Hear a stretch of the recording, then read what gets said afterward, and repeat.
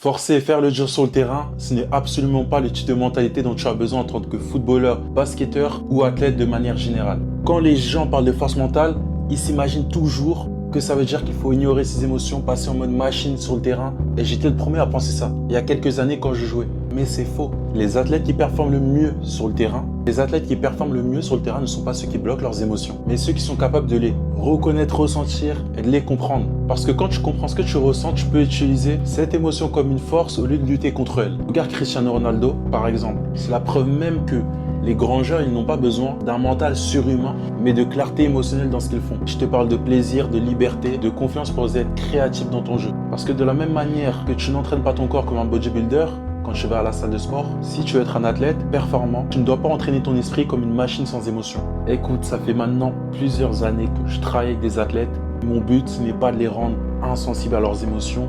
Mon but, c'est de les aider à être alignés avec ce qu'ils ressentent.